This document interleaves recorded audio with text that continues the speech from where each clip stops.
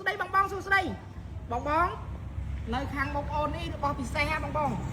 នៅខាងបងប្អូននេះគេឈុតទឹកហូបបាយដែលសាងអំពីឈើពកវែងខ្នាតមកកាត់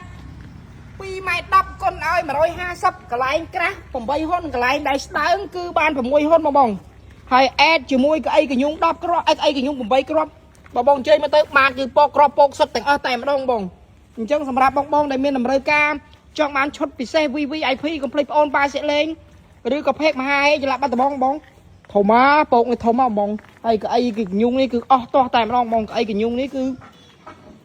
បាទពកបងឯងពកបាទពកបងឯងពកហើយដែលសាងពីឈើកញុងបងអញ្ចឹងសម្រាប់បងដែលស្រឡាញ់ឈុតកម្ពុជាមហា VIP មិនមែនបងអូនចេះដាក់ថារបស់អីក៏កម្ពុជាមហា VIP របស់អីក៏កម្ពុជាមហា VIP ឥឡូវបងពិចារណាខ្លួនឯងទៅពកយើងមកស្លឹកមុខកាត់2ម៉ែត្រ10ហើយកូនឲ្យ150កន្លែងក្រាស់8ហ៊ុនកន្លែងស្ដាង6ហ៊ុនអេតជាមួយក្អីកញុងនេះក្អីកញុង8គ្រាប់បានពកបងឯងពកនិយាយរួមរបស់ដែលអស់លេខហ្នឹងបងអញ្ចឹងសម្រាប់បងដែលមានតម្រូវការកុំភ្លេចបងអូនប៉ាសិលេងនេះក្អីកញុងហ្នឹងបងជើញមើលទៅហើយបងអូនថតទាំងមេឃលលំអាតិចតំណក់ទឹកភ្លៀងទូនេះនេះសម្រាប់មេឃភ្លៀងហ្នឹងបងអញ្ចឹងរੂរាន់ឡើងបងរੂរាន់ឡើងឱកាសពិសេសបងស្រស់ស្អាតណាស់បងអើយអស់តោះតែម្ដងបងមិនដឹងថាបងម្នាក់ណាដែលជាម្ចាស់របស់នេះបងអរគុណច្រើនបង